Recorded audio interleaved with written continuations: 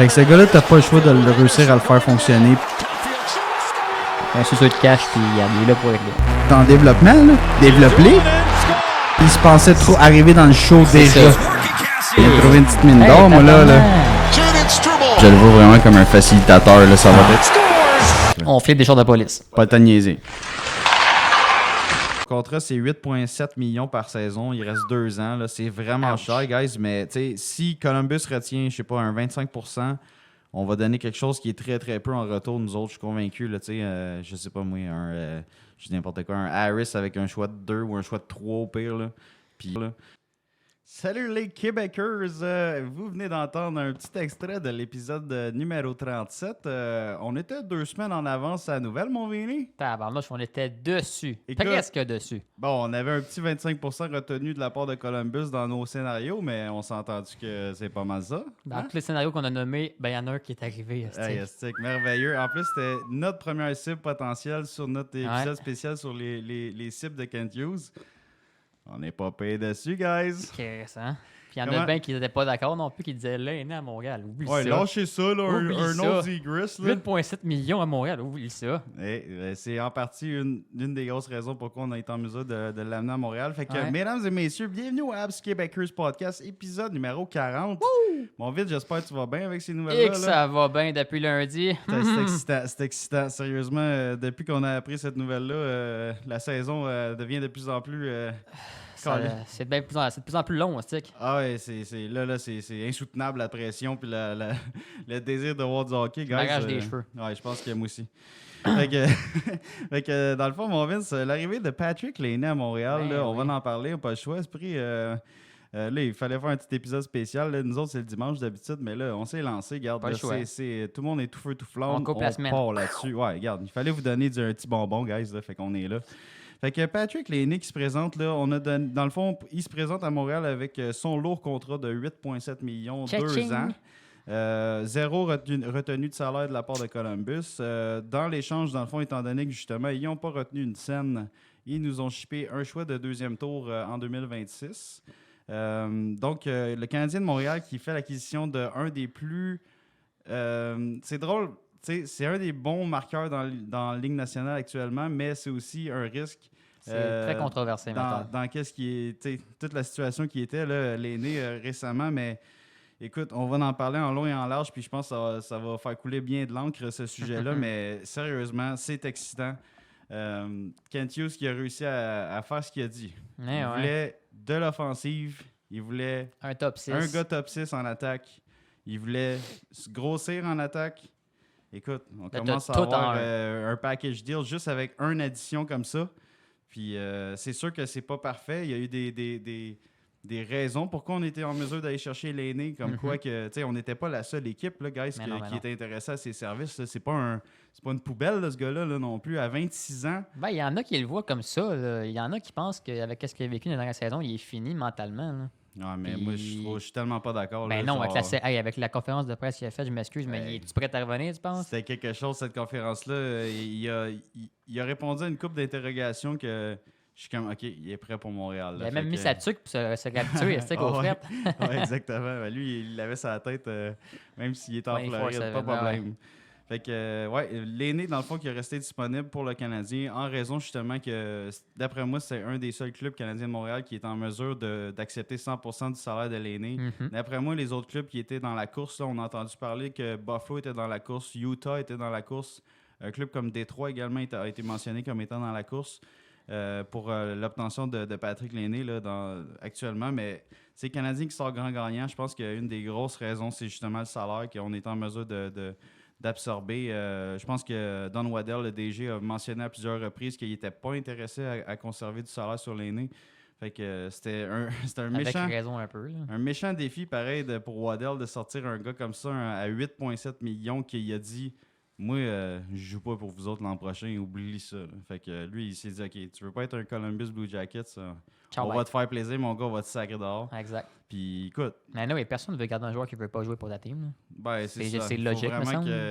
Faut vraiment que tu aies des gros espoirs en ce joueur-là pour ton organisation, ou que tu aies espoir qu'il se replace et qu'il accepte de rester. C'est arrivé dans une couple de cas, là, mais il y en a une couple de cas aussi qui ont quitté pas mal assez rapidement dès qu'ils ont demandé un échange. Là. C'est quand même la mode dans ces temps-ci, les gars qui demandent d'être échangés. Les dernières années, c'est de plus en plus, on le voit de plus en plus en tout cas. Ouais, des jeunes joueurs en plus, là, dans la plupart des cas. Là. Ils ont du culot jeune à cette heure. Ouais, fait que les Knicks s'amènent à Montréal, guys, c'est excitant en sacrement. On va en parler en long et en large. Là, écoute, mon gars, on a sorti des épisodes récemment, là, ça vaut quasiment la peine de les refaire. L'épisode des statistiques, là.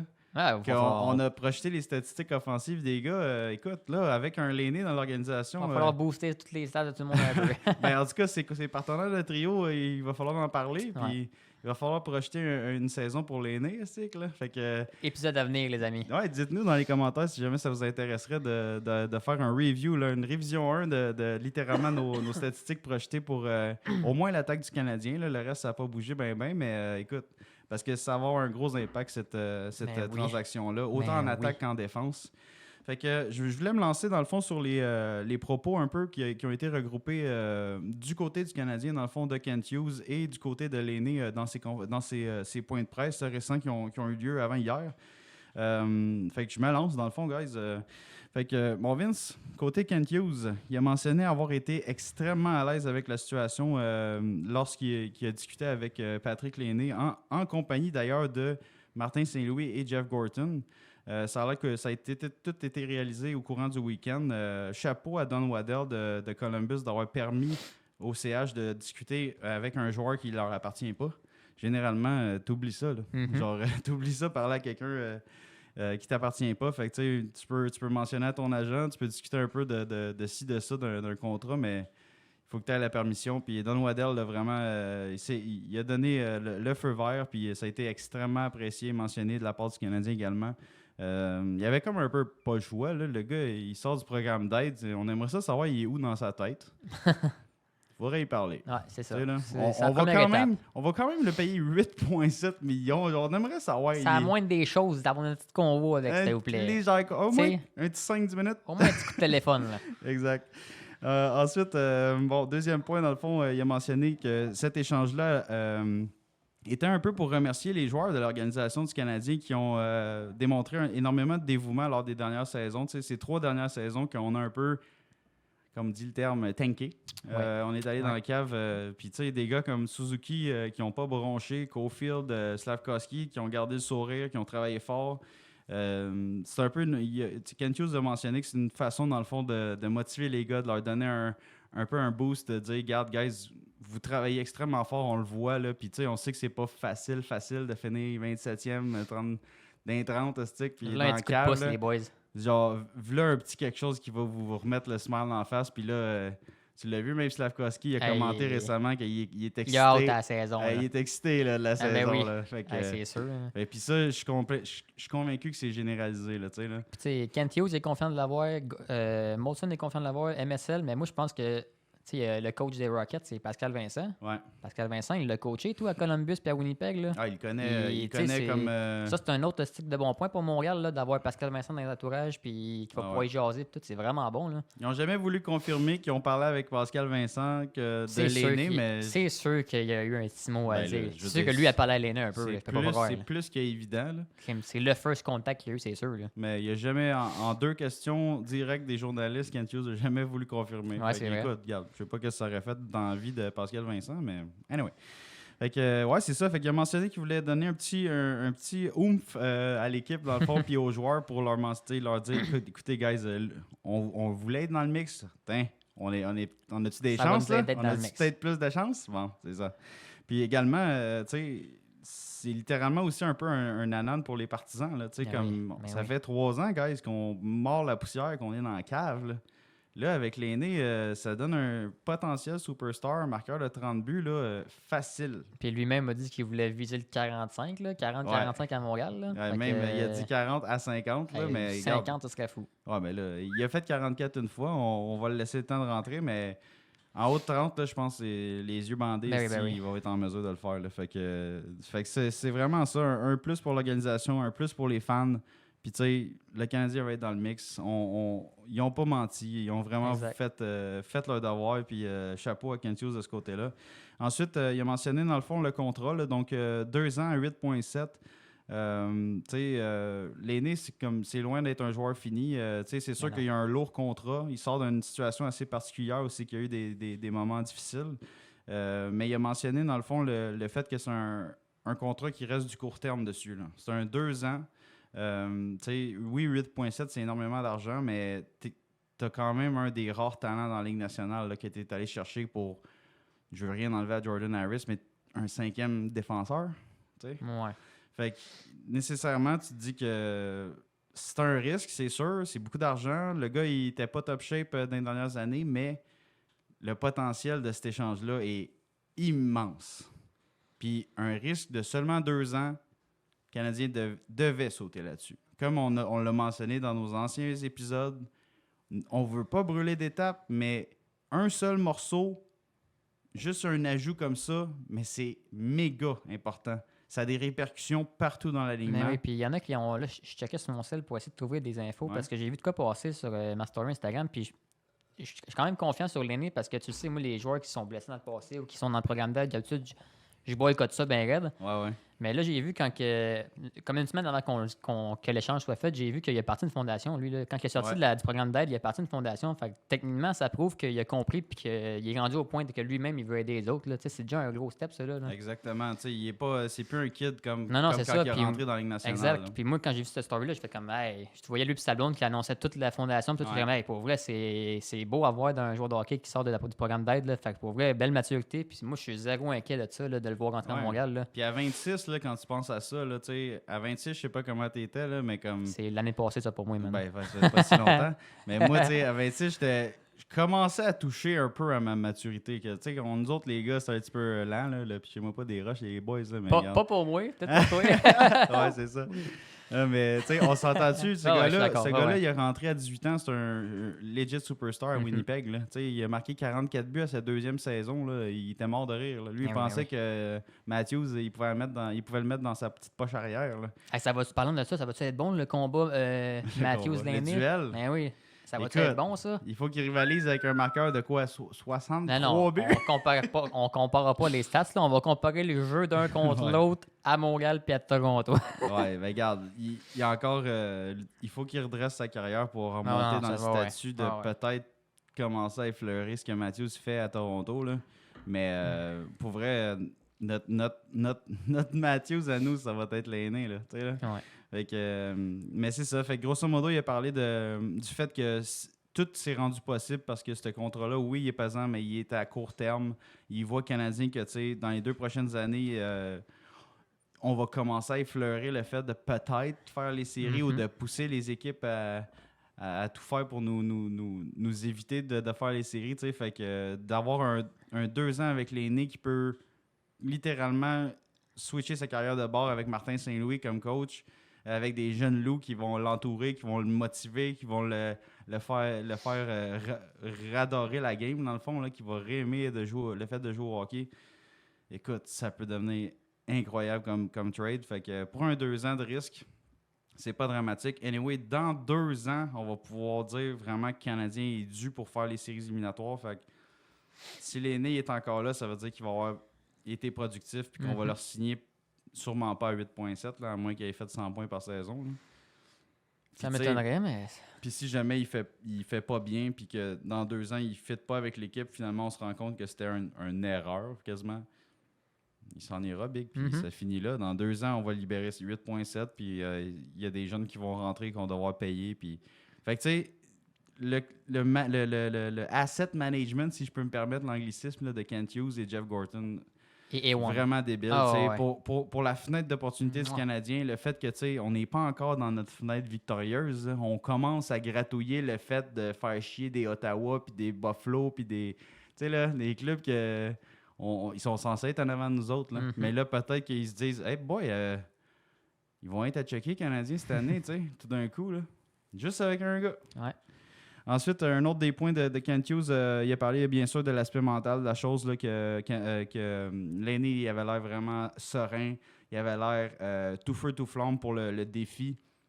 Il était à une bonne place physiquement, mentalement, et surtout même c'était pas mal qu'est-ce qui priorisait le Canadien, de savoir un peu son état d'esprit puis à quel point t'es-tu vraiment remis, genre, ou parce que là, ça fait déjà 2 fois qu'il est tombé sur le programme d'aide, fait que la 3e fois est assez majeure.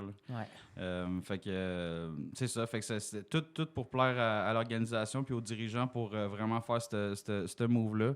Fait qu'il était ravi, dans le fond, de l'appel qu'ils ont eu, conférence avec le clan Lainé, puis les trois, Kent Hughes disait que les trois se sont regardés là, après le call, puis ils étaient tous excités, puis enthousiasme à l'idée d'avoir Lainé dans le club canadien de Montréal. Fait que c'est vraiment des grosses nouvelles. Puis pour Jordan Harris, dans le fond, Kent Hughes a mentionné qu'il y avait une certaine profondeur à la position de défenseur gaucher dans l'organisation, puis que c'est une des raisons pour laquelle il est en mesure de cibler Jordan Harris pour que Columbus ait également un bon morceau de leur côté. Là, Harris, on a beau chialer à Montréal parce qu'on en a une tonne, mais c'était un des bons jeunes défenseurs du club, un jeune intelligent, bon dans sa zone quand même. C'est un two-way, mais il devait prendre un step en attaque pour être vraiment plus un gars établi dans la Ligue nationale, puis il avait de la misère à le faire. Fait que, pour nous autres, il était in and out de la formation. Il jouait un peu plus que les jeunes loups, mettons. Mais on dirait qu'on pouvait le tasser. Il y a tellement de jeunes en défense qui s'en viennent que c'était quasiment un gros risque de le garder. Il fallait en tasser anyway. Exactement. C'était dans les plus incertains. Fait que...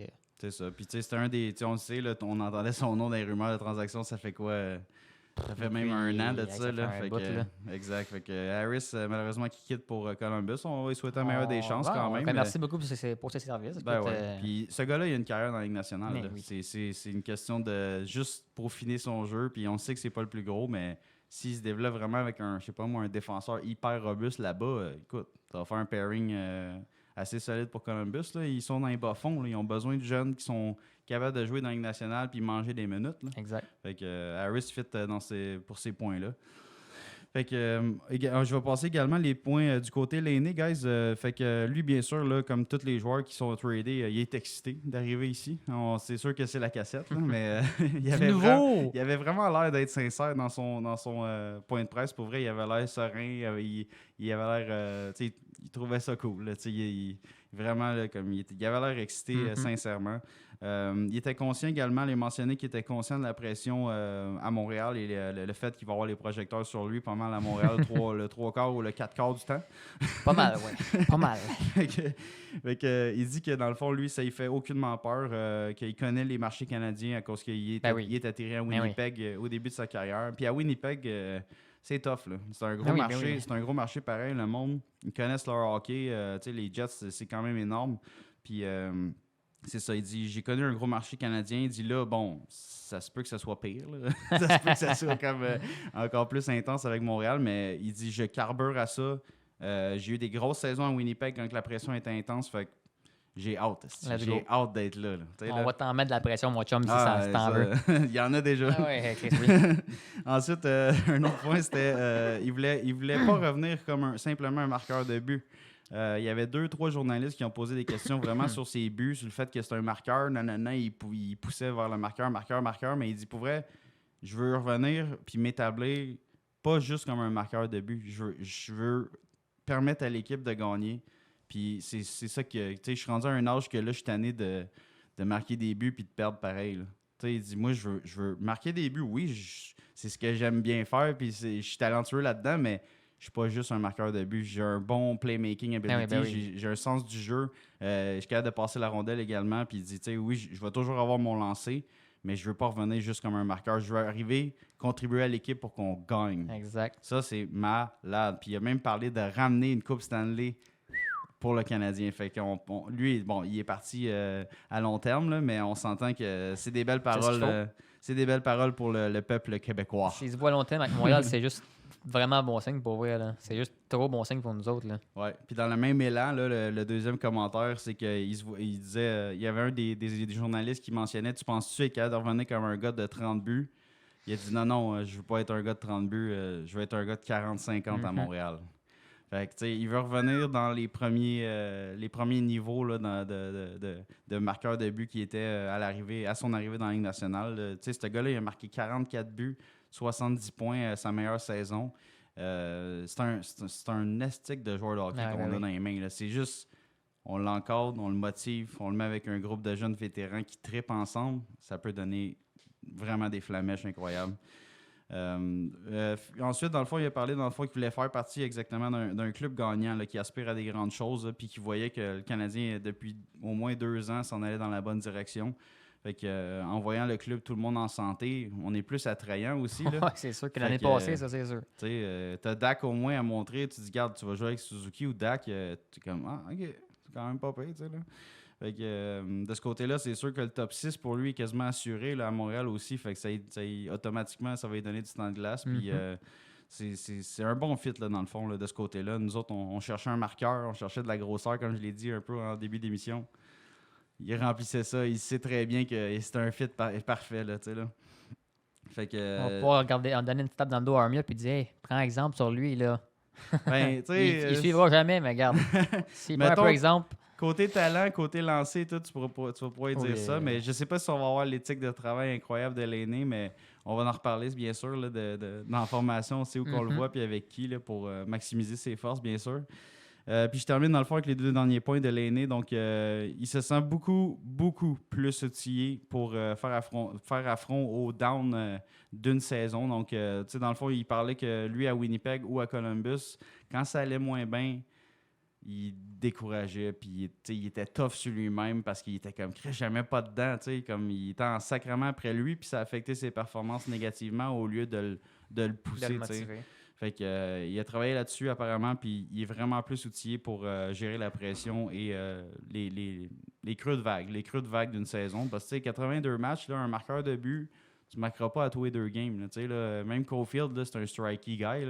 Là. 10 games, on le voit pas, puis à un moment donné, il en score 11 en 12 games. Là, t'es comme, il est revenu, puis là, tu le repères un peu, puis là, à un moment donné, tu le regagnes, puis il repart avec une autre séquence. Les marqueurs de but, c'est souvent comme ça, puis l'aîné, il n'est pas différent. Puis il a mentionné, dans le fond, également, là, pour terminer sur les points de l'aîné, que les changements à Columbus, ça n'a pas bougé l'aiguille dans son cas. Là. Fait que, lui, il a vu le changement d'entraîneur, il a vu le changement de coach. Je m'en fous. Il peut quand même partir. Je vais m'en aller. Fait que voilà, ça fait le tour des points retenus des points de presse de l'aîné et du Canadien de Montréal. Fait que sérieux, t'entends ça, mon Vince, toi, ça t'enlève-tu un petit peu un niveau de stress? Yes, oui. Moi, je suis pas stressé, je suis plus que fébrile. Là. Sérieusement, c'est sûr que c'est facile de dire les bonnes choses, mais de voir les dirigeants du Canadien aussi, pas confiants, mais comme enthousiastes, là, là, comme, qui sont comme, ouais, je pense que ça va marcher. Là. Ah, pour vrai, moi, j'espère que ça va marcher. Là. J'ai juste trop hâte à la saison. Là. Ah, ça va être. Ça vient de monter l'excitation de genre 20%, juste comme ça. Là. Juste parce que, tu sais, on a attendu tout l'été qu'Hughes il fasse. Oh, il va y avoir un échange. Zegras, Nikus, tous les autres joueurs on espérait et tout que Demidov vienne ici cette année là, pour avoir un petit plus cette année, puis on n'avait rien, c'est sûr. Là, mais... Ben, c'est parce qu'on n'avait rien à se mettre sous la dent. C'est ça. On a eu Barré-Boulet. On n'avait rien de plus pour cette année, avoir un petit plus cette année. Fait que là, on était comme c'est encore un été plate. Qu'à part le repêchage, mais là, on a notre bonbon. Là. Ben, big. Là, avec l'été que Kent Hughes a connu, moi, je donnais une grosse note pour les contrat à Slav, contrat à Goulet, repêchage de la première ronde avec Age puis Demidov. Avec ça, je donnais... Il a signé Baron puis Jacky. Ouais, Baron Jacky, un peu plus de profondeur, mais c'est des bons contrats. Moi, je donnais un B+, mettons. Avec ce trade-là... il vient de tomber dans le A facile. Là. Avec ce trade-là, je donne un A+. Ah non, sérieusement, parce que c'est exactement ce qu'on... Moi, en tout cas, c'est exactement ce que je souhaitais. Au moins un échange pour aller chercher ou une signature de joueur autonome. Juste un ajout. Juste de quoi de nouveau. En défense ou en j'aurais voulu en attaque, évidemment. Là. Un move. Là, ils viennent de le faire. Là. C'est un sacrément move qu'il a fait. Là. Un maudit beau move. Sérieux, il y a des bases. Là. Il y a des bases parce que c'est pas tout le monde qui aurait fait ça. L'épisode 37, justement, qu'on a montré un extrait, c'était un épisode juste là-dessus. Les cibles que Kent Hughes pouvait avoir. Puis pour vrai, il y en avait beaucoup que c'était faisable et c'était réaliste, mais... C'était des échanges difficiles à faire, mettons. Patrick Laine, justement, on l'avait mis en premier. C'était comme lui qu'on voulait le plus, mais c'était le moins possible. Ben, pour moi, c'était le plus réalisable, moi. Dans ma tête, c'était le plus réalisable. Les téléspectateurs n'étaient pas autant d'accord, on va dire. Ben, c'est parce qu'ils se disent, oh non, pas un autre Mike Hoffman. Là, tu sais, hey, non. Ben, j'ai compris un peu. Moi, tout, j'avais peur avec le passé qu'il y a eu. Puis, mais là, justement, avec les conférences qu'il a faites, puis sa fondation, puis sérieux, tout ce qu'il a démontré, moi, je suis même plus inquiet, pas en tout. Là. Non, moi, je J'ai pense juste que hâte de le voir sur la glace à cette heure. Puis, ah ouais. Tu sais, ce gars-là va vouloir relancer sa carrière. Il voulait un changement de scène. Il l'a eu. Ok, oui. Il a dit, moi, Montréal n'était pas sur ma... Parce qu'il y avait une liste de non-échange, une liste de 10 équipes qui a dit... Qui voulait pas ces aller. 10 équipes-là, c'est non. Le Canadien n'était pas dessus. C'est une grosse nouvelle. Mm-hmm. Il arrive, il dit qu'il est heureux que c'est Montréal parce que c'est un gros marché, même un des plus gros marchés. Ouais. Ça, c'est puis déjà que c'est motivant d'entendre ça. Puis tout, c'est un gars qui pas que ça ne dérange pas, mais qui aime ça le hockey au Canada. C'est rare, là, des fois, la neige, pareil, qui veulent jouer au Canada. C'est quand même rare à cette heure. Là. C'est vrai, j'ai resté surpris quand j'ai entendu ça. Je suis comme, man, tu sais, il l'a dit lui-même. Il dit, pour vrai, il y en a qui n'aiment pas ça, aller dans des gros marchés parce que la pression est trop intense. Il y a trop de journalistes, il y a trop de fans qui tapent sur le char. Mais il dit, moi, pour vrai, je carbure à ça. Fait que c'est comme, tu vas fitter mon gars comme un gant. C'est merveilleux. Fait que, that's it. Sinon, mon Vince, je voulais qu'on passe ensemble. Je voulais avoir ton point de vue sur les résumés un peu de à quel point il y a des impacts partout sur cette organisation du Canadien-là. Là. Juste avec cet échange-là, j'ai regroupé un gros nombre de points, selon moi, qui sont importants à mentionner. Fait que je pars avec ça, puis tu me dis, qu'est-ce que t'en penses, mon chum? Vas-y. OK. Fait que...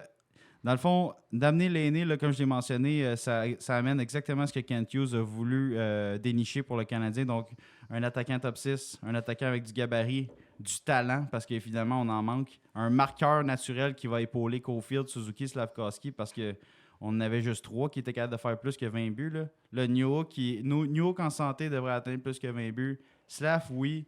Suzuki, oui. Caulfield, oui. L'aîné... Dak, c'est à voir, là, on s'entend, là, on touche du bois, il ne faut pas qu'il se blesse. Puis, Newhook, je l'ai dit. Là. Le reste, je m'attends un peu moins des gars de bottom 6, mais on s'entend, c'est le genre de joueur qui coche plusieurs cases pour le Canadien. Fait que c'est un des moves que, on l'a dit là, tantôt, c'est une des cibles potentielles que moi, personnellement, je voyais le plus réalisable puis qui fitait le plus avec le Canadien.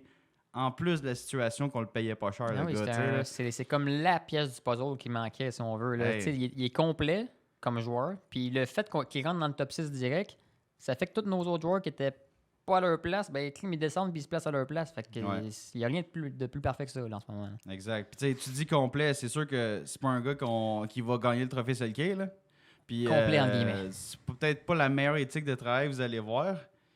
Mais par exemple, s'il se place dans l'enclave, il se positionne pour avoir son lancer de libéré, là, je peux vous dire que ça va crier au centre belle. Puis il a un bon coup de patin, il est capable. Oui, puis il a 6 pieds 5, il est dur à tasser, il a un bon coup de patin pour son 16. Il est capable de jouer robuste aussi quand il est fâché. C'est pas son style, c'est pas son ADN, mais en série, si ça lui tente d'être fâché, il va pouvoir l'être. Mm-hmm. Fait que ça, c'est le fun. Là, c'est des outils que c'est pas tous les joueurs du CH actuels qui ont. Puis tu sais, en ce moment, là, juste avec ce gars-là, personnellement, c'est qui ton meilleur scoreur dans l'équipe actuellement? Suzuki. Ouais, à cause de la saison passée, mais scoreur naturel pur. Entre l'aîné, Caulfield, Suzuki, Slavkovski, c'est qui tu mets numéro 1? Là, ça tombe l'aîné, ben oui. Sur une saison complète, là, c'est qui a le meilleur shot? C'est qui a la meilleure stature? C'est qui a le plus d'impact sur un Suzuki? C'est peut-être qu'on va le voir cette année que Caulfield va peut-être se faire passer sur le premier trio. Ben moi, pour vrai, ça me dérangerait pas. Là. Ben, j'espère que ça ne dérange même pas à Caulfield lui-même. Parce que je m'en fous, moi, si Caulfield il atteint pas 50 buts là, ou 44, là, s'il est à 2 puis il en met 30-35, là, puis que, ou bien, mettons, même si, mettons 30-35, puis que l'aîné est à 1 puis lui il en met 35-40, on est-tu en voiture? On est en business en esthétique. Si Caulfield en met 30-35, c'est parce que Dak, il met sur le tape. Right? Fait que là, on se trouve vraiment à avoir 2 premiers trios. Là. Ben, ouais, quasiment. Quasiment 2 premiers trios, tu sais. Ouais, on va y arriver justement là, au trio. Fait que, ça, c'est un des gros points que j'avais. Sinon, dans le fond, un des gros avantages, là, on a passé à travers juste le fait d'ajouter ce gars-là dans la formation, à quel point que ça donne des armes à Saint-Louis. Ça n'a pas d'allure. Un gars. Ça n'a pas d'allure. T'as un top 6 qui réussit à être vraiment plus complet, vraiment plus excitant, en tout cas, pour le deuxième trio. Puis, tous tes gars de bottom 6, ils ont plus d'expérience, c'est des vétérans, ils vont être en mesure de peut-être performer le plus. Fait que vraiment, c'est écœurant. Ça enlève la pression sur Caulfield, Suzuki, Slavkovski, que ça a été le premier trio à couvrir depuis la nuit des temps. Si, hey, checker ces 3 gars-là, puis le Canadien ne fait rien. C'est ça. C'est pas mal ça. Ben, Là, à Star, il y a d'autres choses. Il y a d'autres choses à checker. T'as un Dak à 6 pieds 4, puis t'as un Lena à 6 pieds 5 à côté, peut-être. T'es là? Puis t'as New Hook, la fusée, peut-être l'autre bord. T'es là? Fait que peut-être qu'on on va vraiment avoir plus d'attaques cette année, là, puis ça se voit. On peut regarder ça d'un bon oeil, mettons. D'avoir le. Tu sais, Caulfield, d'avoir moins de pression, là, ça se peut qu'il en marque plus. Là. Ben oui. Parce qu'il va jouer contre des défenseurs peut-être moins bons. Tu sais? Puis Dak, là, c'est un estique de passeur, pareil. Tout le monde le slash quasiment, là, mais comme. C'est un estique de joueur, Dak. Là. C'est juste qu'il n'est jamais en santé. S'il est capable d'être en santé cette année avec un Caulfield ou un Lena à côté de lui, là. Ça va être tellement beau à voir. Fun! Ça va être la fun. OK. Hey, je suis excité, ici. Puis là, moi, c'était une des premières questions là, que je m'étais posée pour cet épisode-ci. Là. Qui sera à 40 buts, mon Vince, en premier, dans ce beau petit club-là du Canadien de Montréal? Le combat va être serré, mais ça va être surtout entre Laine et Suzuki. Tu avais Suzuki 33 l'année passée. Tu as Caulfield 28. Slav était à 20. Puis là, Laine rentre. Qu'est-ce que tu en penses? Moi, je pense que ça va vraiment se passer entre Laine et Suzuki. Qui sera à 40? En premier. Mettons, ça arriverait cette année. Là. Mettons.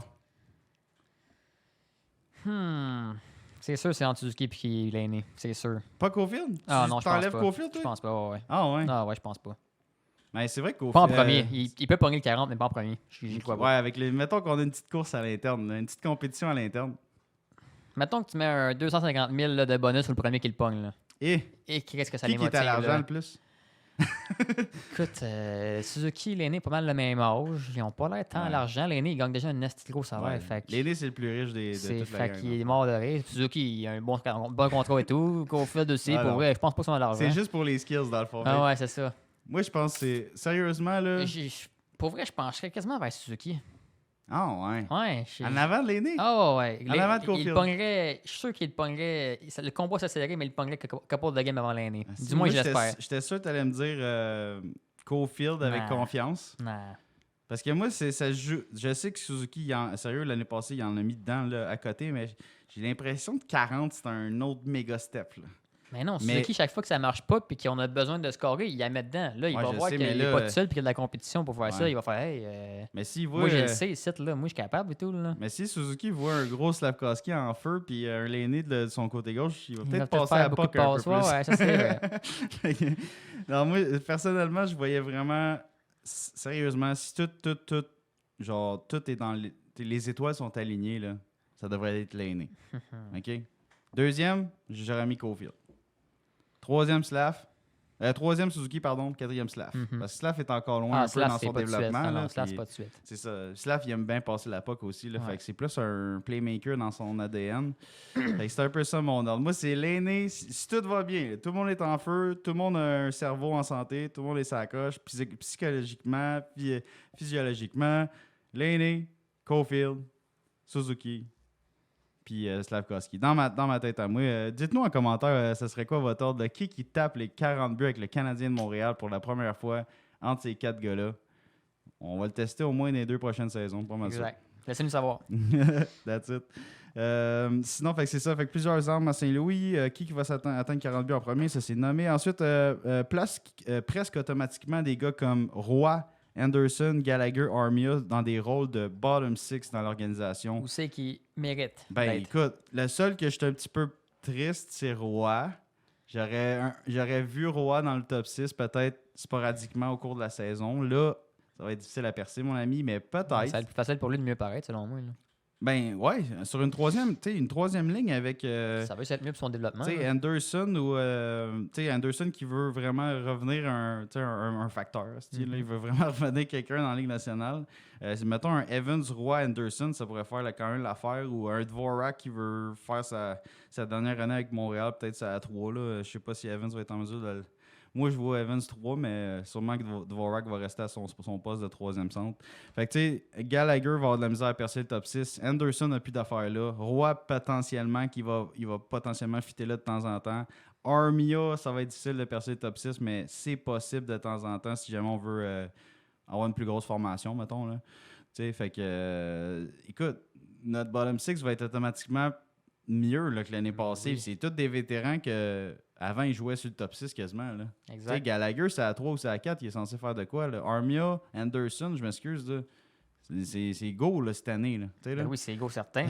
C'est l'année. Là. Surtout pour Armia, là. C'est l'année. Anderson aussi. Mais lui, il reste une autre année, me semble. Il reste 3 ans, là, mais on veut le voir. Là, sinon, on va le passer en dessous du boss toute l'année.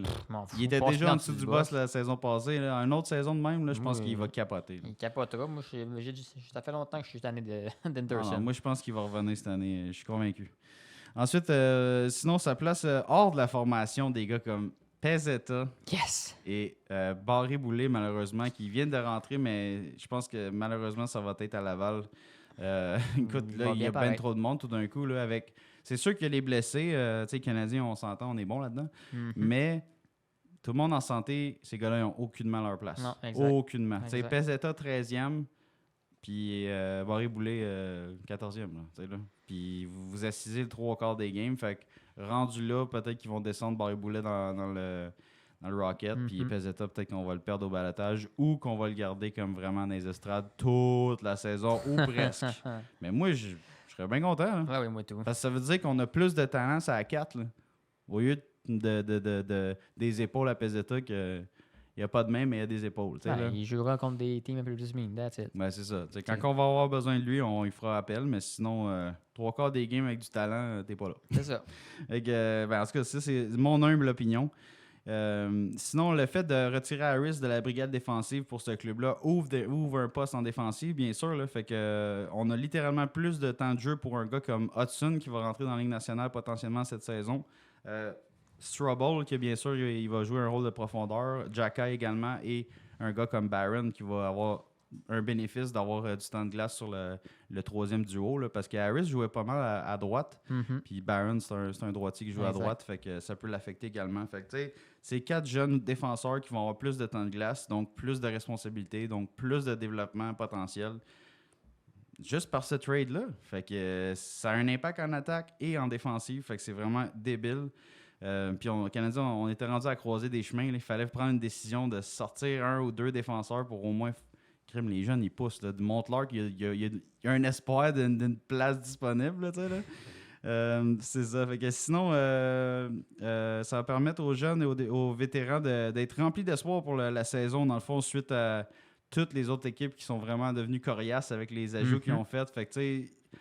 Ils se sont dit, bon, au début, après l'été, là, ils étaient comme, bon, on a le même club, ça se peut que ça soit tough. Puis là, avec l'aîné, on a un méchant scoreur, là tout d'un coup, peut-être que oui.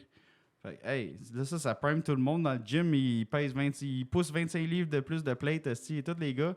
Puis ils vont arriver écœurément en motivés pour le camp d'entraînement. Fait que déjà, ça, c'est un gros plus. Ça rend la saison plus excitante, Big, on l'a dit. Là. Mais oui. Genre, man, on l'attendait cet échange-là d'avoir un boost en attaque. Là. Boum, on l'a eu. Là. Slavkovski capote. Les gars ont déjà texté l'aîné. Man, viens-t'en, j'ai hâte qu'on joue avec toi ici. Puis justement, le fait qu'il ait hâte de jouer, c'est motivant. Ils vont mieux performer parce qu'ils vont aimer ça, jouer avec quelqu'un comme ça. Puis ça m'amène à ton prochain point, justement, qui est qu'on va gagner sûrement plus grâce à ça. Là. Ouais, on a tellement eu de défaites en prolongation qu'on perdait un point, qu'on aurait pu avoir ce point-là juste si on gagnait en prolongation. Puis... On était la pire équipe, Vince, l'année passée, à perdre des matchs de 1 but d'écart. Exact. Là, avec un marqueur comme ça, avec enfin une deuxième ligne, tu penses qu'on va en perdre un peu on va en perdre bien moins, stick? La moitié moins, j'espère. Ça serait fou, ça. Toutes les prolongations qu'on a échappées, là. Des tirs de barrage, puis ici, là, on a des gars de talent qui vont marquer à 3 contre 3, puis en tir de barrage, l'aîné, je pense qu'il est pas pire, là. J'ai pas regardé ses stats, mais il y a des mains, le gars, là. Fait que, ça peut juste être bénéfique en prolongation ou dans des matchs serrés, là. Fait que c'est littéralement débile, puis sérieusement, juste l'année passée, on avait un club démoli. Ouais. On a perdu, je sais pas, je connais pas les chiffres exacts, là, mais ça avait pas de bon sens le nombre de matchs qu'on a perdu pour un but d'écart, là. Genre, avoir eu juste un petit peu moins de défaites d'un but d'écart, on aurait chauffé les fesses à Détroit pour un spot en série l'année passée. Ouais. Fait que t'imagines-tu juste avec le club en santé puis un Lainé dans l'alignement, ça se peut qu'on chauffe les fesses vraiment cette année, puis on va être dans le mix pour vrai, là, tu sais, là. Puis les 2 derniers points, dans le fond, que moi j'ai vu qu'il y avait un gros impact, Marvin, je pense que tu vas être d'accord avec moi, là. T'es-tu d'accord avec moi qu'on est rendu avec 2 powerplay? Mais oui, 2 vrais powerplay. Genre là, on a des armes, puis pas à peu près, là. Puis c'est pas des affaires comme, ouais, on a 2 powerplay, mais il y a un trou là ou il y a un trou là. Non. C'est plein. Ouais, là, c'est fini, le un powerplay qui joue 90% du temps, puis l'autre powerplay qui fait 10 secondes. Ah ouais, là, on va voir du 50-50 d'après moi cette saison. Même, ça risque d'être vraiment ça la marche à suivre parce que, écoute, les gars, quand t'as du... Je sais pas comment que ça marche à New York, là, mais ils ont du talent aussi à revendre, là. Je pense pas que les gars passent 1 minute 30 puis l'autre unité fait 30 secondes avec throw check ou whatever. Là, fait que ça va juste donner plus d'armes, puis on va souhaiter que ce soit vraiment 2 unités différentes avec des styles différents puis tout. Puis je pense qu'on a littéralement la formation pour faire ça. Ça va être tellement plus fort, puis donc plus de buts marqués, meilleure attaque, qui égale plus de victoires, littéralement. Exact. Puis sinon, dernier point que j'avais dans le fond qui va affecter l'équipe positivement, bien sûr. On s'entend, le club se grossit avec cette transaction-là. On sort un défenseur qui n'était pas trop robuste, Jordan Harris, qui n'était pas nécessairement le plus petit. C'est un défenseur quand même de 5 et 11, 189 livres. Fait, il n'était pas le plus petit, mais il frappait pas grand-chose. Là, il avait du mal à faire le ménage devant le filet, puis les mises en échec, c'était pas sa tasse de thé. Fait que, déjà là, on sort un petit défenseur pour littéralement rentrer un gros. Là. C'est soit Jack High qui va jouer à sa place, Byron est 6 pieds 3. Le seul qui est petit qui prend sa place, c'est Hudson, mettons, peut-être. Là. Mais on s'entend, il va amener bien plus de... Il va amener autre chose qu'un Harris, on s'entend. Là. Oui. Fait que littéralement, on rentre un défenseur qui était déjà dans le club à la place d'un Harris qui était plus petit. Et en attaque, on rentre un gars de 6 pieds 5, bien sûr. Juste comme de même. Fait que ça nous grossit. On est-tu encore petit, tu penses, selon toi, avec toutes ces... Tu sais, il y a eu du changement quand même, puis... Avec les jeunes qui poussent, avec nos défenseurs qui sont pas petits, écoute, on n'a plus beaucoup de petits joueurs. Là. On a quelques-uns, mais c'est vrai qu'on s'enligne pour être moins petit que... Ouais. Tu penses à ça? On grossit quand même pas mal. Qui qu'on a, mettons, en bas de 5 pieds 10? Genre Gallagher. Of course, t'as Caulfield, t'as Hudson. Caulfield, Gallagher. Qui t'a dit? Hudson qui s'en vient. Newhook est 5 et 10. Dvorak, il fait combien, lui? Dvorak, je pense qu'il est 6 pieds. Non, je pense qu'il est 6 pieds? Il semblait qu'il était plus petit, lui. Non, Dvorak, il est quand même pas pire. OK, c'est moi. Il y a peut-être juste l'air petit à la Harvey Pinard, mais il est pas là. Écoute, on est rendu avec 5 joueurs de petits gabarits. Là. On commence à avoir un meilleur ratio, mettons. Pezzetta fait 6 pieds? Ouais, Pezzetta fait 6 pieds, OK. Ouais. Fait que crime. Avant, me semble, on en avait partout dans l'alignement. Non, ça a vraiment pas mal d'allure pour eux. Oui, il y en a bien moins que je pensais. C'est vraiment... Ouais, parce qu'en défense, Matheson est 6 pieds. Oui. Goulet est 6 pieds 3. Savard, on n'en parlera pas. Savard est 6 pieds 1. Qui t'a dit? Hudson est 5 et 9, mettons. Jacka, il est plus en masse grand. Jacka est genre 6 et 4, 240 livres de muscles. Puis Byron est 6 et 3. Fait que, ouais. Écoute, man, on commence à avoir encore défensif. On commence à avoir de l'allure, ouais. Ouais. Sans avoir toutes des matamors, là, c'est pas des petits bonhommes. Fait que, non, c'est vraiment hot. Fait que ça rend un club, ça complète plus le Canadien. Littéralement, c'est qu'est-ce qui nous manquait, là. Juste avec un piece, on est capable de pallier à pas mal de choses. C'est sûr. Il y a toujours un risque dans une transaction big, là. Tu sais, on a quasiment rien donné. Ça, c'est le nanan, c'est qu'on a quasiment rien donné. Le risque, c'est le gros contrat de 8,7. C'est ça. Mais c'est pas votre argent, guys. Non, c'est ça. Tu sais, comme c'est Molson que lui, ça ne dérange pas. Là. Il va en vendre des billets de l'aîné. Puis des chandails en masse aussi. Puis il y a sûrement plus de gars qui vont payer des abonnements de saison juste avec l'aîné dans l'alignement que s'il ne serait pas là. Fait que tu sais. Il va en vendre des polos. C'est gagnant, guys. C'est quoi le point négatif? À part, mettons, le pire qui arrive, c'est quoi? Il retombe sur le programme d'aide parce qu'il joue trop à Fortnite? Ouais, c'est ça le pire. C'est ça le pire. Dans le fond, à la 3e fois qu'il tombe au programme d'aide, je pense qu'il est comme littéralement il est suspendu de la ligue. Puis s'il sort pas du programme, il est sans salaire. Tu Tu sais, le dernier, ce qui était en programme d'aide, même pendant les playoffs, Big, c'était Nishushkin. Nishushkin, il était suspendu par la Ligue sans salaire. Puis il n'a pas joué en série, puis il n'était pas payé. Fait que, tu sais, écoute, c'est vraiment, tu sais, si ça arrive encore, sa carrière est finie. Ouais, exact. Fait que ça arrive de même, mettons, à 27 ans l'année prochaine, je veux dire, tu t'es vraiment pas pris en main, Big, pour scraper tout ton... Tu sais, il est en plein dans son pic, là. Ouais, puis c'est vraiment il est dans son prime. C'est vraiment pas ça qu'il démontre, là. Il montre tout le contraire, là. Fait que, en tout cas, de ce qu'on a entendu, de ce qu'on a vu après cette saison qui a été désastreuse pour l'aîné, je pense qu'il est dans son chemin de rédemption. Exact. Il reste juste à savoir s'il va bien prendre la pression et la critique à Montréal. Le heat de Montréal. Mais pour vrai, tu sais, guys, personnellement, je pense que ce gars-là, s'il a un bon début de saison, tout le monde va l'acclamer comme une vedette. Puis lui, il va être genre, oh yeah, finalement, c'est ici de ma maison. Tu sais, là, genre, il va être bien. En plus, il va porter le 92. Là. Ouais, 92. Je sais que son ancien numéro, c'était 29. Il a inversé les chiffres. Il était pas disponible, 29, Canadien? Ou il est-tu retiré, quoi? Je sais pas. Je sais pas, mais moi, j'ai vu qu'il allait avec 92. Ouais, 92. Le dernier, c'était Drouin, fait qu'il devrait faire mieux, ça, c'est sûr. Ça devrait pas être trop difficile. Mais non, c'est ça. Fait que là, on rentre au bout de crunchy de l'épisode, le fun. Ouais, man. Là on parlait, tu sais, on a fait des épisodes récemment sur la formation projetée du Canadien. Là, regarde. Faut la refaire, hein? Il fallait être mise à jour. Parce que là, ça change pas mal d'affaires, puis ça nous donne une méchante profondeur. Ah ouais. Fait que, on va vous présenter ça. C'est 3 formations différentes. Fait que je démontre la première. Ouais, fait que c'est 3 formations différentes. Le but, dans le fond, c'était de vous démontrer à quel point qu'on est rendu avec de la versatilité, dans le fond, dans le club. Puis, écoute, Martin Saint-Louis, là, il doit être chez eux à faire ses trios non-stop, man. Il doit capoter. En ce moment, il doit être genre, oh my God, j'ai enfin du jeu. C'était écœurant. Fait que, enfin des options. Fait que là, tu démontres, dans le fond, la première formation, qui est une formation un peu de profondeur. L'idée de cette formation-là, c'est d'un peu mettre les forces un peu partout dans l'alignement. OK? Fait qu'on ne concentre pas toutes les forces sur les 2 premiers trios. Donc, dis-moi si je me trompe, Vince, mais dans le fond, on avait dans cette formation-là Suzuki au centre, bien sûr, du premier trio, avec Slavkovski à sa droite et Lainé à sa gauche. Plein, ça. Donc, nous autres, c'est pas compliqué. On s'est dit, hey, Lainé, c'est un gros morceau. Il va rentrer. On veut lui donner du succès right off the bat.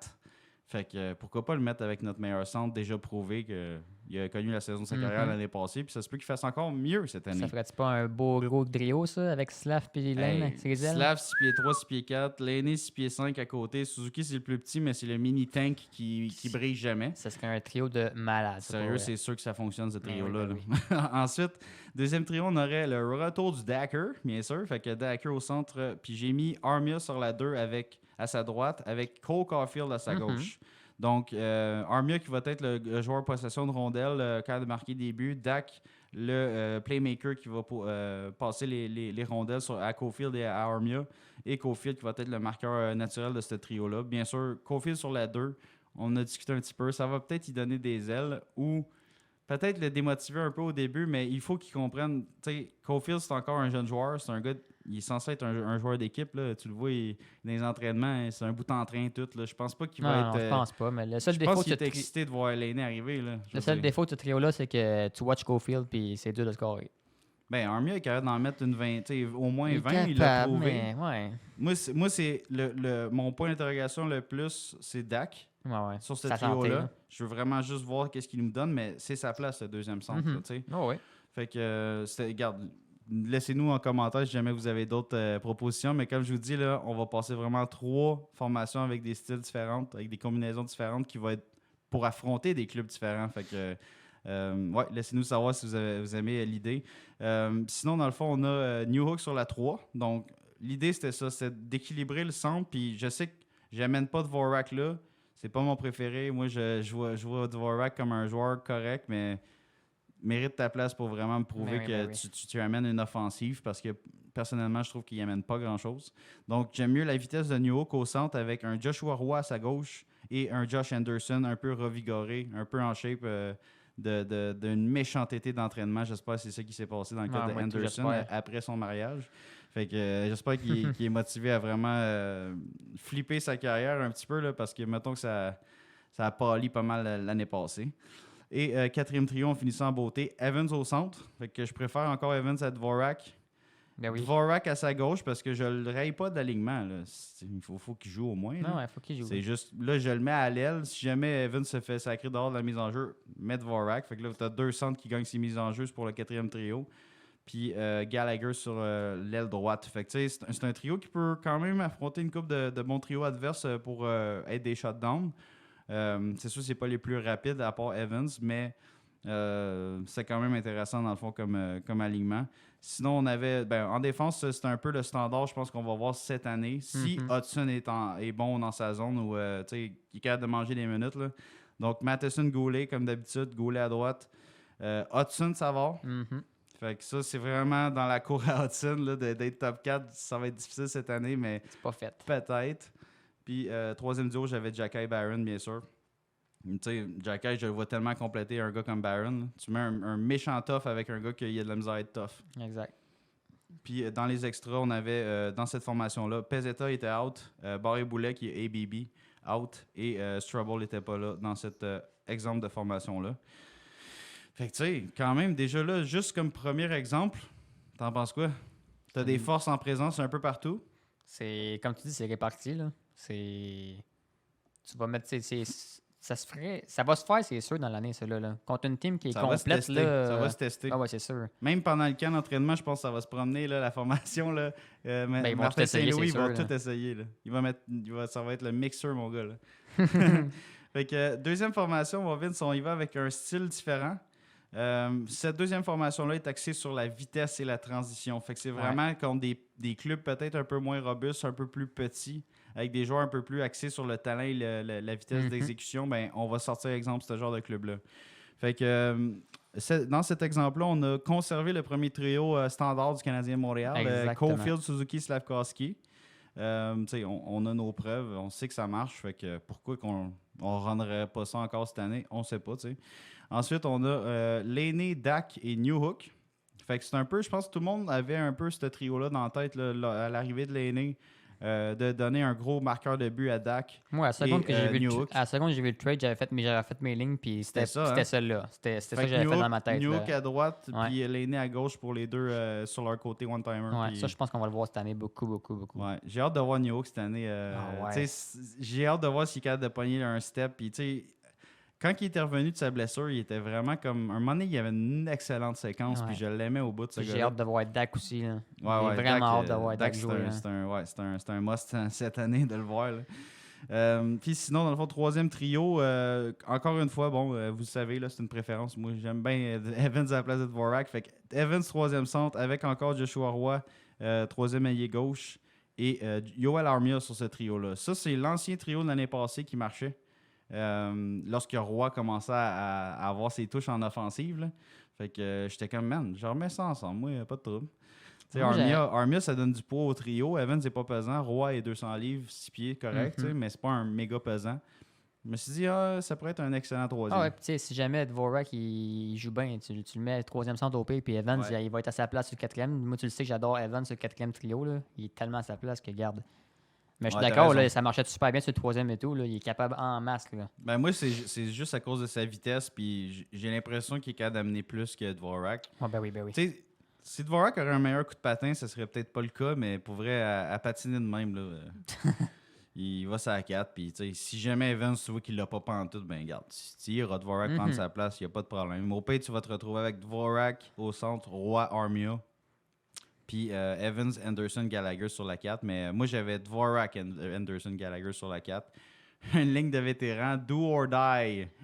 Fait que c'est pas mal ça. Puis Dvorak avec Anderson, ça fait du sens. Là. Les autres, ils jouent ensemble en plus à l'université avant. Ouais, ils jouent ensemble dans les Knights, me semble. Là. Ils ont joué jeunes ensemble, eux autres, avant la Ligue nationale. OK. Puis check, ça paraît parce que les deux font rien. Tu veux dire dans la Ligue américaine, je pense. Ou dans OHL plutôt? Tu veux dire les Knights de London, genre? Ouais. OK. Peut-être. Je sais que c'est les Knights, en tout cas. Je sais que Dvorak a joué avec Anderson. OK. Fait que c'est ça, regarde, on les remet ensemble puis relancer vos carrières. Ah ouais. Oublie ça, ils vont rester dans le bas ensemble. Non, mais Gallagher va les faire travailler. Puis dans cette unité-là, dans le fond, j'avais modifié le corps défensif. Je voulais voir un peu ce que ça donnait de mettre Goulet à gauche. Fait que j'ai fait, c'est que j'ai mis Matheson-Savard, premier duo, puis Goulet-Barron. Je sais que Barron, c'est le moins fiable pour être un top 4, mais Goulet va l'aider en sacrement. Fait que Matheson-Savard, Goulet-Barron, deuxième paire, puis Jacky Hudson, troisième paire. La seule affaire, c'est que Jacky Hudson serait sur son côté droit. À avoir des skills de même, je suis pas mal sûr qu'il est capable de faire ça. Mais sur une troisième paire, c'est capable, mais là, tu mets deux jeunes moins expérimentés. Jacky commence à avoir de l'expérience un petit peu, mais ça reste que c'est un jeune trio. C'est un peu là-dessus que je me base. Ouais, c'est un peu là-dessus que je me base. Je me dis que Jacky, il a pris du galon. Un peu, ouais. Il est rendu un solide D-man pour être un shutdown. Puis Hudson, ça va être le gars de transition à côté pour aider Jacky à patiner puis à transporter la rondelle. Puis les extras dans cette formation-là étaient encore Pezzetta, Barré-Boulet et Strubble. Fait que tu sais, c'est vraiment axé sur la vitesse. Là, New Hook sur la 2 avec Dak, c'est du patin. Des gros bonhommes sont là, les gros bonhommes patinent. Et il y a de la vitesse sur des plus petits joueurs à côté. Puis le troisième trio avec Evans, Roy, je me suis dit que ça pouvait également patiner pas mal avec n'importe qui. Au moins pour un troisième trio avec le CH. Puis, troisième formation, mon Vince. Là, celle-là, OK, oui. c'est une formation qui est faite vraiment plus contre des grosses équipes. Fait que c'est une formation contre des équipes robustes. Donc, j'ai priorisé, bien sûr, les gars un peu plus de gros gabarits et un peu plus agressifs. Fait que ce que j'ai fait, c'est que j'ai remonté l'aîné sur le premier trio pour les clubs plus robustes, plus avec des gros défenseurs. Donc, l'aîné Suzuki Slavkovski. Ouais. Fait que, tu sais, c'est une des belles options puis qui est en place. Puis je pense que c'est sûr qu'on va voir ça pas mal cette année. Ben oui, contre des grosses teams, c'est sûr qu'on va le voir. Je pourrais pas le croire. Puis là, j'ai remis Dak au centre avec Cofield, bien sûr, qui descend au deuxième trio, et Yoel Armia. J'aimais mieux l'idée d'avoir Armia sur un trio offensif que Anderson. J'ai l'impression que Armia est plus fait plus pour... robuste.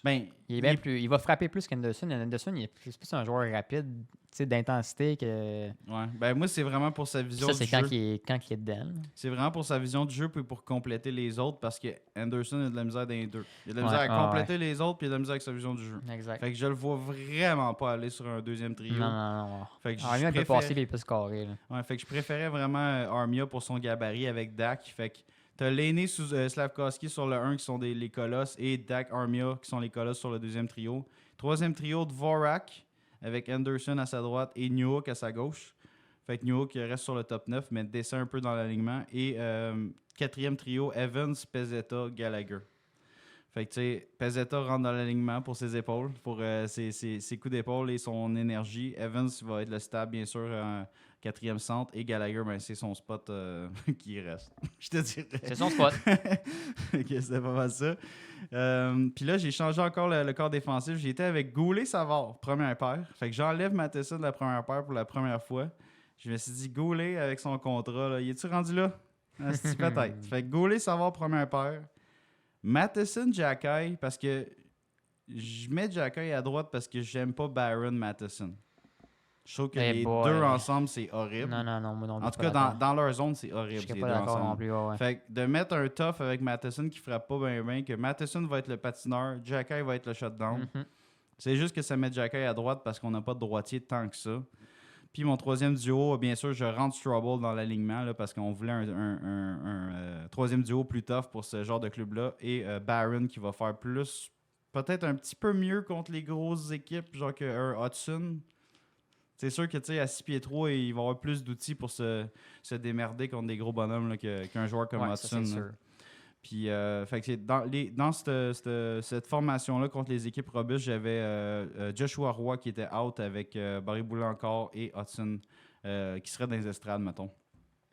Fait que c'est un peu ça l'idée. Là. Écoute, c'est pour vrai, juste de même, là, 3 formations différentes avec des forces en présence à des emplacements différents dans l'alignement. Puis moi, je pense que les 3 alignements qu'on a montrés, on va les voir. Là. Il va essayer, il n'y aura pas le choix là, de faire des changements. Là. Ouais, j'ai hâte de voir vraiment. Là, c'est sûr, comme tu dis, cette année au moins, là, dès que quelque chose ne marche pas, on switch. On a des options. Là. Ben juste selon les teams qu'on va pogner et tout, ça risque de changer. Ben oui. Tu sais, les 3 scénarios qu'on a faits, c'est des 3 scénarios les plus probables qu'on croise dans la ligue. Oui, parce qu'un gars comme Hudson ne jouera pas toutes les games. Je te jure. Même s'il est écœurant, il ne jouera pas toutes les games. Il va se brûler, ce gars-là.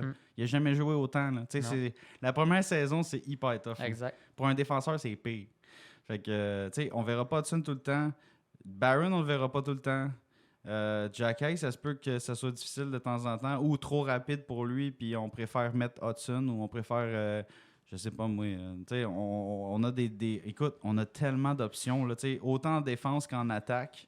On va pouvoir rappeler, en attaque, c'est sûr qu'on n'a pas énormément de rappels possibles, mais là, à ce temps, on a plus de gars NHL possibles, tu comprends? On a plus de monde en haut que l'année passée, en plus de tous les blessés qui sont revenus de blessures qui sont disponibles. Fait que pour le moment, tu gardes ça tel quel à l'attaque en bas. Là, tu laisses les gars, comme, je sais pas moi, Florian, Jacky, puis Luke Tuck, puis ces gars-là s'établir dans la Ligue américaine pour leur première année pro. Puis prenez le temps qu'il faut, les gars. Puis si jamais on a un blessé, on va vous appeler pour le bottom six peut-être. Mais imagine, là, en défense, on est stacké. Puis peut-être qu'on va avoir Mailloux en bas dans la Ligue américaine, puis Rainbacker, puis Engstrom qui vont attendre de même. Hey, moi, je suis prêt à n'importe quand. On veut un spot, là. Alors, moi, attends juste ça, là. C'est vraiment... C'est débile comment que, en très peu de temps, on est en mesure d'avoir une profondeur, une meilleure attaque, puis des défenseurs avec un peu plus d'espoir de faire le club.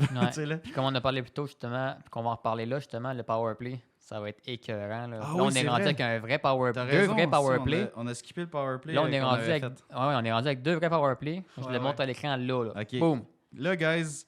on avait déjà fait l'exercice, mais je pense vraiment qu'on vient de se trouver deux powerplays qui vont jouer 50-50, qui vont splitter à part en deux. Si, mettons, ça se passe pas la première minute, là, powerplay numéro 2 embarque, puis il n'y a plus d'affaire de je reste 1 minute 45 sur la surface. Exact. Fait que première unité de powerplay, moi, ce que j'avais avec toi, dans le fond, de préparer, Caulfield, Suzuki, Slav, Lainé à la pointe et Hudson. Ça, comme premier méchant. powerplay. Fait que, c'est sûr que Hudson va... On sait pas s'il va tasser Matheson sur le premier avantage, mais mettons qu'il est écœurant, là.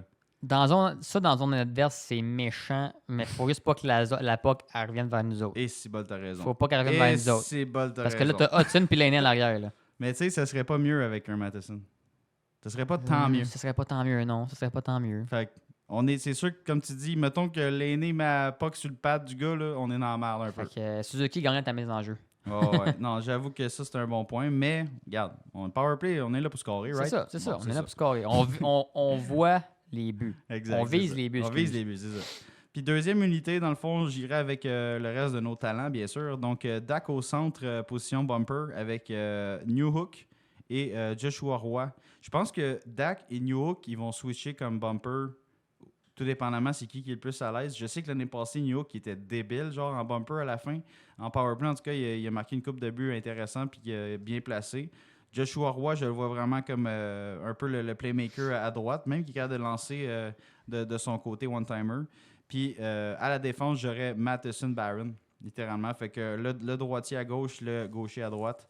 Fait que les deux avec des excellents lancers les lancers frappés de Barron et Matheson sont pas possibles. Fait que au final, là, on se retrouve avec lancer dévastateur de Caulfield, Suzuki également, qui en a marqué une tonne quand même de son point des mises en jeu, là, de son côté droit. Slavkovski qui commençait à pogner ses touches l'année passée pour ses one-timers. Lainé qui est un des meilleurs tirs dans la ligue. Puis lui, il lance du poignet puis il slap. C'est pas juste un lancer du poignet. Tu sais, Caulfield, on le voit pas tant slapper. Non, on le voit pas slapper. Fait que Caulfield à la pointe, c'est bof. Lainé à la pointe, oui, monsieur. Tu comprends?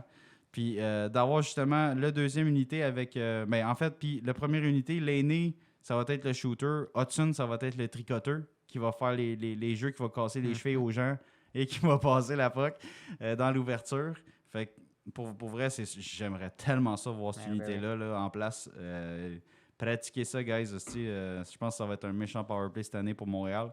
Puis deuxième, c'est vraiment l'idée d'avoir New Hook comme shooter, Dak comme playmaker ou off-wall, là, comme on dit, là, je sais pas comment dire en français, là, mais à côté, le cul, c'est la bande. Puis Roy de l'autre côté one-timer. Barron, comme je disais, le boulet de canon côté gauche et Matheson, boulet de canon du côté droit. Fait qu'écoute, dans les deux cas, là, je pense qu'il y a vraiment des armes tout bord, tout côté. Puis c'est nos gars offensifs les plus à mettre en place. Tu vois, dans le premier cas, il va avec 4 attaquants, un défenseur, puis dans l'autre, trois attaquants, 2 défenseurs. Fait que, tu sais, des styles différents, des forces différentes, vraiment des skills différents. Peut-être qu'on va avoir un power play shooter, puis un power play de grinder devant le filet avec des shots de bumper dans l'enclave. Ce genre de power play-là. Puis ça avait fait du succès autour de New York l'an passé. Fait que je me suis dit que il a sa place sur la deuxième unité, puis ça risque de ressembler pas mal à ça. Fait que voilà pour nos formations, pour projeter un peu avec le avec nouveau, avec le nouveau venu Patrick Laney. Fait que sérieusement, être Saint-Louis, là, moi, il doit être encore plus j'aurais de la misère à dormir. Ah, je te dis. Il doit être comme un petit gars de 8 ans. Là. Hey man, débile. C'est Noël. Fait que sinon, mon Vince, c'était pas mal ça qui faisait le tour des sujets généraux entourant bien sûr la transaction de Laney. Fait que c'était pas mal ça côté canadien. Si vous avez fait ce chemin-là avec nous, guys, n'hésitez pas à cliquer ou à cross-checker le like button. Faites un high stick au subscribe aussi. Si jamais c'est pas déjà fait. Si vous l'avez déjà fait, merci, guys. On l'apprécie énormément. Écoute, on est sur le bord des 600 subscribers, mon Vince, ça, et j'ai hâte de taper cette barème-là. Avant la saison, là, on va souhaiter d'avoir un gros boost, guys. Là, si vous prenez la peine de nous de s'abonner à notre chaîne, là, c'est gratuit. Là, on l'apprécie énormément. Puis on va vous donner du contenu de même, du juicy content. Toute l'année. D'ici la fin de la saison et encore pendant la saison. T'as raison, Steve. Toute l'année. On n'arrête pas. Peut-être niaiser, nous autres. Même à 30 degrés, on parle hockey. Regarde, on joue au hockey. Regarde, on fait tout. Vit hockey. Ouais. Fait on va passer quand même les petits sujets généraux, là, guys, pour seal the deal, pour closer l'affaire. Fait que, sujets généraux, mon Vince, les Oilers se sont fait fourrer finalement. Chris. Ça, c'était-tu beau? Ça, c'était-tu beau? Hey. 2 fossiles en même temps, jamais vu, puis encore plus jamais vu. Si, les 2 sont partis. J'en reviens pas. Bye. Ils n'ont pas égalé aucune des 2. Ben, écoute, avec 7 millions au-dessus de la masse, puis... Mais ils ont sorti Cody Ceci. Ouais. Ils ont échangé pour Podkolzin, dans le fond, pour un peu pallier à la perte qu'ils savaient qu'il allait arriver. Fait que, tu sais, non, mais ils ont pris une décision d'organisation de vraiment garder de l'argent pour signer des joueurs vedettes dans les prochaines années. T'sais, on sait que Draisaitl, ça s'en vient. On sait que McDavid, ça s'en vient après. Ouais, c'est ça. Ça a sûrement penché dans la balance, ça. Là. Exact. Fait que, tu sais, une couple de millions de trop à Broberg, là, puis ça se peut que ça serre la... Ils sont déjà serrés. Ils sont pognés un peu à la gorge. Puis eux autres même s'étaient mis dans la merde avec le cap salarial, avec toutes les acquisitions qu'ils ont faites cet été. Fait que Evander Kane, qui aurait pu débuter la saison sur la liste des blessés à long terme, ça aurait libéré un 5.1. Cody Ceci, qui a sorti là, dans l'échange des Sharks de San Jose, ils ont donné un choix de 4e ronde pour Cody Ceci. Cody Ceci gagnait 3,1, je pense, millions. C'est de l'argent, pareil. C'était pas assez. On l'a vu dans plusieurs articles avec ce mouvement de personnel-là et la LTIR à Evander Kane. Il aurait pu signer les 2 gars, mais que...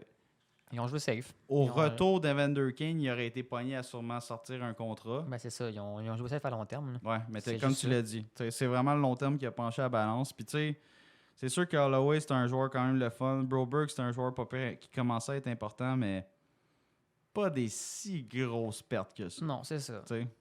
Fait que les Oilers qui ont décidé de vraiment garder leur chéquier bien serré, puis ils n'ont pas à côté l'offre des Blues de Saint-Louis. Fait que les Blues qui se retrouvent avec Dylan Holloway. Puis Philippe Broberg. Puis Philippe Broberg. Donc Holloway qui a signé un contrat, donc il a signé l'offre hostile de 2,2 millions fois 2 ans des Blues. Et Broberg qui a signé, lui, un peu plus lucratif à 4,5 millions par saison fois 2. Donc les 2 gars ont signé 2 ans. Fait que écoute, chapeau pour vrai. Ils déménagent ensemble, c'est ouais, chapeau aux Blues. J'ai vu un article que le DG Doug Armstrong dit je l'aurais fait même si ma mère était directeur général des Oilers. J'ai tellement ri moi aussi quand j'ai vu ça là. C'est que c'était bon ça là. Mais tu sais, regarde, ils sont dans la merde là, je vais le faire. On l'a vu nous autres aussi avec Caroline un peu, tu sais, je veux dire, des offres fossiles, c'est tout le temps crunchy. Là. Ouais, c'est tout le temps le fun, c'est tout le temps pour piquer un peu l'autre, là, tu sais. Ouais. Puis tu sais, pour un ça club... dit dans le mot hostile. Ouais. Puis il y a le mot hostie dans hostile. Ça met le monde en hostie. Ouais, c'est clair. Puis tu sais, Oilers, eux autres, ils ont raté la finale de la Coupe, mais c'est ça, là, ils s'en font planter une dindon quand même assez spicy. Assez spicy, oui. Fait que pas mal ça côté Oilers. Fait que vraiment 2 offres hostiles déposées en même temps, acceptées en même temps et qui ont passé même les 2. Fait que même temps. C'est vraiment, je pense que c'est une première dans l'histoire de la Ligue nationale pour vrai. Sinon, dans un autre ordre d'idée, dans le fond, on a su que Matty Beniers avait signé une prolongation de contrat avec le Kraken de Seattle. Une maudite belle prolongation, ouais. Ouais, ben écoute, c'est un bon prix pour un premier centre. Là. Matty Beniers, il a connu une mauvaise saison l'an passé, un peu à l'image du Kraken, mais c'est un élastique de joueur. Là, fait que Matty Beniers qui a accepté dans le fond une prolongation de 7 ans à 7,1 millions par saison. Pour un premier centre. Là. Il est capitaine, lui? Non. Ou à nom de devenir, tout simplement? Non, il me semble que c'est... C'est qui le capitaine des Kraken? Il me semble que c'est Eberle. Il me semble que c'est Eberle. Attends, on va checker ça. Kraken, check ça, ouais. Sinon, pendant que mon petit Vince check ça, moi, je voulais parler un peu... j'ai vu cet après-midi, là, en fait, que... Oui, t'as raison, c'est Eberle. Ah, c'est Eberle, hein? Ouais. Ouais, c'est ça. J'ai vu rapidement là, que Jacky avait passé au podcast Spitting Chicklets. Ouais, j'ai vu ça, moi aussi. Il a parlé de vraiment son parcours, pour monter où ce qu'il est aujourd'hui. Là. Ouais. Et puis c'est fou pareil. Hein, C'est débile. Genre, c'est quand il parle. On dirait que tout est tiré par la peau des fesses avec lui. Ah ouais, le fait qu'il soit ici, on dirait que tout est tiré par la peau des fesses. Ben écoute, le fait que lui ait poussé, justement. Ouais, là, c'est une question vraiment d'opportunité, de timing, puis de tu sais, littéralement... Opportunité, c'est le mot. Là. Ouais. C'est lui qui a dit « Je veux une game de plus pour me shower », puis Klim, ça a marché. Puis après ça, il a fait la game des étoiles, puis il s'est battu. Puis Klim, je veux dire, il s'est mis à avoir des appels. Puis... Ah ouais, son nom... D'ailleurs, allez écouter cet épisode-là de Spitting Chicklets, c'est vraiment intéressant à regarder. C'est en anglais, bien sûr, guys, là, mais sérieusement, Jacky, il met... ça vaut de l'or. Ah ouais, ça vaut de l'or. Bonbon. C'est vraiment une entrevue écœurante des gars de Spitting Chicklets. Puis Jacky, dans le fond, tu l'as énuméré un petit peu, mais tu sais, il est revenu sur son parcours dans le temps qu'il travaillait au Costco. Ouais. Puis tu sais, il dit, pour vrai, il jouait au hockey, je pense, à Hamilton. Il dit, je jouais au hockey, personne ne me regardait jouer, il n'y avait pas de scout qui nous regardait tant que ça. Il y avait des joueurs qui disaient hey, j'ai parlé à telle équipe, puis lui était comme nope, pas moi, ça fait dur mon affaire, tu sais. Puis là, il travaillait au Costco après ses games, il dit écoute, man, je finissais ma pratique ou ma game, je m'en allais chez nous, je mangeais dans le char. Si je partais au Costco pour aller travailler, j'arrivais tout le temps 10-15 minutes en retard. Mais je me donnais au Costco, là, je faisais tout pour travailler, puis ramener du cash un peu à la maison. Puis il dit, un moment donné, je me suis fait, après avoir arrivé une couple de fois en retard de 10-15 minutes, je me suis fait rencontrer par mon boss, puis il dit, pour vrai, Harbour, je sais que tu chasses ton rêve là, de la Ligue nationale, mais comme, tu sais, on a besoin de toi aussi au Costco, là, je veux dire, tu sais, comme on n'accepte pas que t'es le seul à arriver 15 minutes en retard. Non, les règles, c'est pareil pour tout le monde. Là, il était comme, dude, je vais peut-être faire la ligue, ta gueule! Aide-moi! Tu sais, là, il était comme, hey, genre, tu vois pas tout ce que je fais pour le Costco, là. Je veux dire, oui, je suis en retard, mais comme, hey, man, je me donne, là, tu sais, là. Puis, en tout cas, c'était écœurant. Puis, tu sais, après avoir su ça, il est comme, là, ça marchera pas, là, si tu continues comme ça. Tu sais, Harbour, il y a un moment donné, oui, c'est le fun des rêves, là, mais faut que tu arrives à la réalité un moment donné, puis que, tu sais, il dit, regarde-moi, là, moi, je suis un gérant chez Costco, puis, tu sais, je me suis développé, puis bla. J'espère qu'il va retourner le voir un jour, puis qu'il va faire, hein, t'aurais dû m'aider, man. Ouais, c'est ça. Puis là, il était comme, non. Là, finalement, il est arrivé plein d'événements. Il s'est fait approcher par... il y a eu un essai, en fait. Il a reçu plusieurs essais qui disaient de la part de Floride, Toronto. Il a dit non à un essai à Toronto qu'il aurait reçu en premier pour rentrer dans un camp d'essai, un camp de perfectionnement. Puis là, il a dit à son agent est comme hey, on a reçu Floride, là, tu signes ça, puis on s'en va en Floride aussi. Puis il était comme non, on peut-tu attendre, genre, le Canadien va déposer une offre, genre, c'est mon équipe, puis genre, il est comme Big, on va pas faire attendre les Panthers, là, ils veulent t'avoir, tu vas faire attendre un club de la Ligue nationale, et comme on peut-tu attendre une journée ou deux, genre? Puis là, il y avait le feeling qu'il était confiant.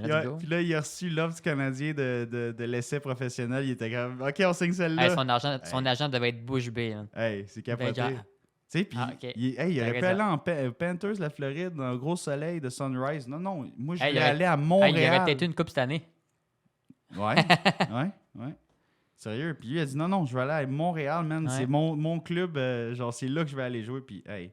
Puis là, pas pour rien qu'on l'aime depuis le début. Là. Il rentre et il dit, pour vrai, c'était dans le temps du COVID. Ça faisait 2 ans que j'avais pas joué une game. J'ai eu ma première game contre les Espoirs de Ottawa. Je me suis fait manger. Genre, j'étais pourri. Il dit, je me suis fait ramasser par Castellic 2 fois dans la game, genre comme solide. Genre, il dit, pour vrai, j'avais l'air d'un touriste. Il dit, j'étais perdu, là. Genre, comme. Tu sais, ça fait 2 ans qu'il avait pas joué, là. Puis, tu sais, c'est un dude qui joue dans le junior, là. Tu sais, comme. Ou dans la OHL, en tout cas, il était vraiment pas prêt. Puis là, il a joué 2 games de marde dans son camp de développement back-to-back. Puis là, il a dit, justement, ton point tantôt, il a parlé à Jason Richardson. À la fin d'un entraînement, il a vu ses bâtons, ils étaient tapés ensemble. Il savait qu'il partait. Il a dit, si, man, genre, c'est la fin, man. Ouais. Je suis comme, fuck, ça. Il me renvoie chez nous. Je peux pas croire que je suis fini de même. Puis il est allé voir Jason Richardson, qui était le coach des défenseurs dans le Canadien dans le temps. Puis il a dit, pour vrai, guys, qu'est-ce qu'il faut que je fasse pour avoir genre une game de plus, genre une chance de plus de me montrer. Puis là, Richardson, il aurait bien aimé ça. Il a dit, pour vrai, le kid, il va tout faire pour avoir une game de plus. Fait qu'on lui donne dessus, genre. Ben oui. Là, les coachs y ont donné, puis en sortant de la game, ça a l'air que Harbour, il dit, hey, Bergevin veut te voir. Fait que là, il monte en haut, genre, après la game, puis tout, puis il dit, Bergevin, il dit dans le temps, ça a l'air qu'il avait son masque de COVID, là, puis il dit, sit down, Harbour, we're gonna sign an entry-level contract. Il était comme, what? Can you repeat that? C'est quoi? Y a-tu dit que j'allais être signé à Montréal, lui? Genre. Hey man, ça devait être capoté. Plus beau de sa vie. Ouais, puis tu sais, il a dit, c'était rendu un peu émotionnel, genre quand il a dit, genre, j'étais arrivé à l'hôtel, genre mes parents étaient là, puis j'ai dit, we made it, guys, genre, we did it. Mais tu sais, c'est tout à son honneur, là, je veux dire, il a travaillé pour, il a poussé pour, il a été voir le Richardson pour lui dire, hey, donne-moi ma chance de plus, puis il l'a pris en plus, regarde, pour vrai, c'est tout à son honneur, puis il a sa place dans le team. Exact. Il a maturé en plus, fait que j'ai encore de voir cette année, là. Ça va être tellement une belle année, là. Puis l'année d'après, encore plus. Ah, ça va être ce gars-là, c'est un cornerstone là, pour le Canadien, là. Ça va être une pièce maîtresse. Écoute, c'est le genre de joueur que c'est pas le plus convoité, c'est pas le plus flashy, mais il t'en faut un dans chaque club de la Ligue nationale. Puis nous autres, ben on l'a, puis c'est notre Jack. Puis en plus, il y a un signe de Montréal t'as dessus le cœur. Qu'est-ce que tu veux de plus? Exactement. Fait que, on a bien hâte à la saison, puis écoute, ça va être malade. On a plus qu'hâte. Je pense que c'est. J'ai vu cet échange-là, moi, de l'aîné. J'étais à mon bureau, là, puis je travaillais. J'ai lâché tout ce que je faisais, puis j'étais comme. Ah, je sais. Moi, j'étais à job. J'étais à job, j'ai sorti mon sel, j'étais comme, ah, tu me l'avais envoyé. J'étais comme, ben non. J'étais allé voir tous mes collègues. J'ai fait, hey, t'as-tu vu ça? T'as-tu vu ça? T'as-tu vu ça? Ah ouais, c'était juste capotant. Ah ouais, sérieux. Je suis juste trop fébrile pour l'année. J'ai vraiment hâte. Puis tu sais, c'était pas inattendu, genre c'était pas une... Non, quand je l'ai vu, non, je dis c'était pas une surprise, mais que c'est fait. Ouais. Tu sais là. Ça c'était la surprise. Tu sais là, ça fait des mois qu'on en parle là, tu sais là. Fait que chapeau pour vrai à Kent Hughes puis Jeff Gorton, l'organisation là, c'est géré de main de maître. Ouais. Je pense je tripais sur les premières années à Bergevin, à la fin, je voyais qu'il l'échappait puis qu'il voulait sauver un peu sa job puis que Molson sûrement qu'il voulait le pousser à faire les séries. Mais j'adorais Bergevin. J'ai eu de la difficulté avec, exemple, Gainé, puis Pierre Gauthier, puis ces gars-là, ben de l'ancienne garde. Là. Je pense qu'on a... Kent Hughes, c'est un des meilleurs DG qu'on va voir dans notre vie, mon Vince. Ouais, je vraiment. pense que c'est... Ah ouais, c'est un génie. C'est un génie à date. À date, c'est coup d'éclat, coup de circuit à chaque fois. C'est... J'ai jamais vu ça encore. Gérer de main de maître. C'est Moïse. Sérieux, regarde. Fait que, on close là-dessus, mon Vince. Merci à tous d'avoir fait tout ce chemin avec nous. Puis j'espère. Mettez dans les commentaires là, si vous êtes fébrile, excité, vous avez parti un feu. C'est sûr que vous l'êtes, là. C'est sûr. On a tellement hâte de suivre la saison avec vous autres. Là, ça va juste être malade. Ouais. Fait que n'hésitez pas, là, guys, à cross-checker le j'aime, le like button. Si jamais vous avez partagez la vidéo avec vos collègues des fans de hockey, des gars de hockey, littéralement. Là. Nous autres, ça nous fait grandir. On se fait voir de plus en plus sur les réseaux sociaux. On va avoir des changements pour la saison 2. On va travailler sur notre décor, bien sûr. Un petit peu, oui. On va changer un petit peu d'affaires. Là. On a quelques affaires de prévues. J'ai bien hâte, c'est tout. Merci de votre support. C'est toujours le fun de vous lire. Puis j'espère que vous avez aimé notre épisode d'aujourd'hui. Fait que HQP out, guys. Merci. Ciao, ciao.